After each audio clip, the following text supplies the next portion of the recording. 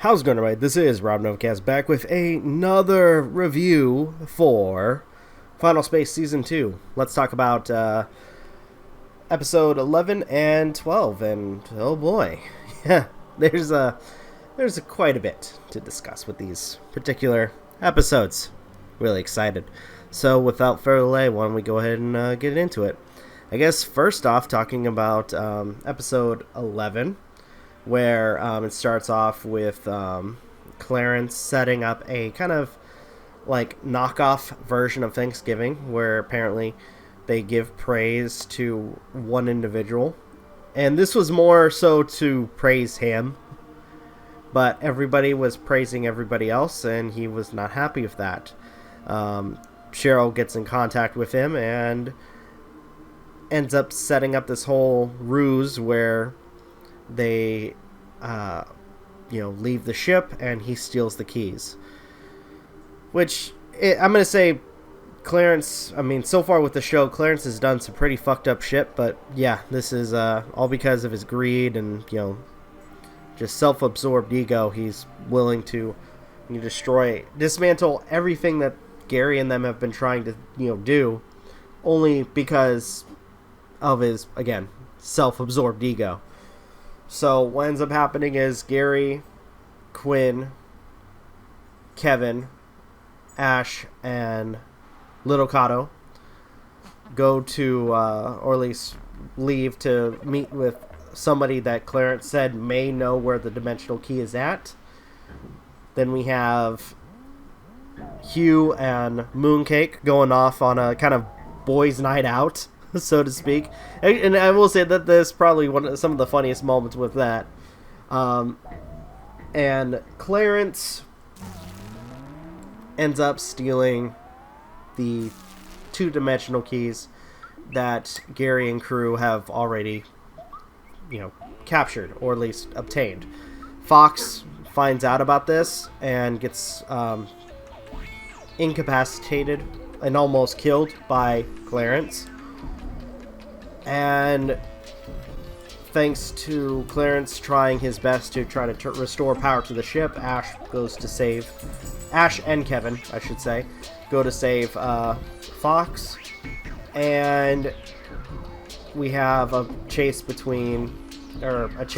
of Nightfall, Gary, Little Kato, chasing Clarence, who throughout the chase is going through different skins that he's collected. There was this really funny bit where they call him a snake and a rat, and it turns out that he was wearing the skin of a rat and a snake rat, I think it was called, which I thought was really funny. After that, then he switches to another skin where it's like a gigantic bug creature, where he meets Cheryl, who basically, once she got the dimensional keys, was basically like, fuck off, and then left him at his own devices.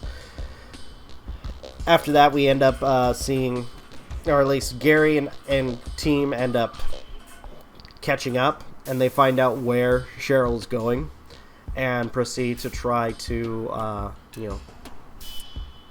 follow Cheryl, leaving Clarence behind because, basically, of his betrayal and almost killing Fox. So, yeah, there's that. We have speaking of Fox, afterwards, or in between the whole chase, we have Ash, Kevin, they reach the ship and are able to get Fox into a healing pod, but apparently, I guess some mechanical stuff that is in him is failing. So, in order to save Fox, Kevin pulls a vital piece that I guess is part of Fox's vitals that was inside him, which apparently controls his sanity. So he proceeds to give that to Ash so that way they can save Fox. And he goes full-blown crazy, which I thought was kind of funny. Afterwards, we have,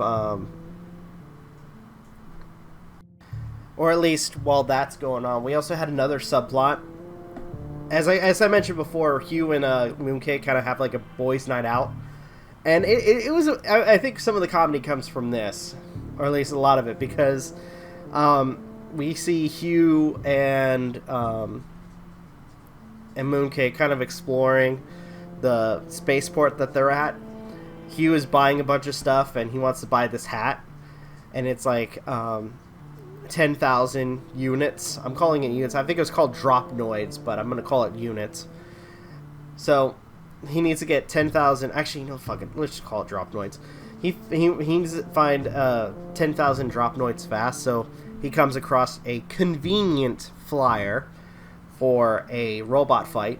So he attends the fight, and then proceeds to be the only one that survives, funny enough.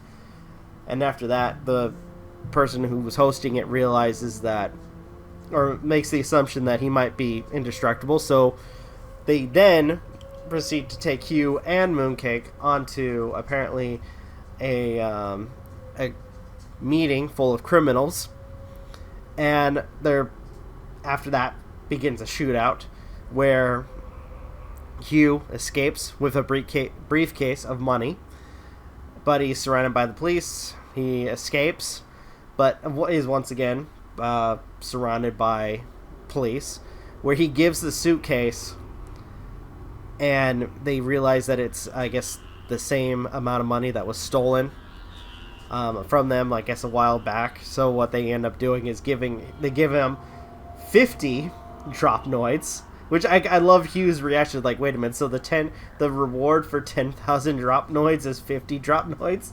I'm like, yeah, that doesn't make sense. And also, he gets the hat that he wanted, because I guess that was another part of the reward. So, not only did he get a ton of money, but he also got the hat that he wanted for free. So, and a couple of medals. But in the end, it was actually really cool. So, I gotta say, this episode was actually really cool. And to top it off, by the way, Cheryl now has 4 of the keys, and I guess, by using one of the keys, turns out that she has also been in contact with another Titan. We don't know the name of this Titan yet, but it seems like that there's something else going on. So I'm curious as to what's going to happen next. So with that, yeah, I'm actually really, I enjoyed this episode. I really did. I will say it was, to an extent, an emotional roller coaster, especially with Terrence. Again, as much of a shitty character as he is, to do something like this and, basically break the trust of everybody that's come to trust him. I don't know how anybody can trust him, but, again, breaking the trust of everyone is pretty messed up. And, by the way, Gary and everybody leave him, like, where he was at. Since Cheryl abandoned him and Clarence abandoned them. So, yeah, sucks for him, but he kind of did it to himself. So, yeah, that was an interesting episode. I really enjoyed it. All right, let's talk about episode 12, the second to last episode of the season, where they end up trying to get the last key.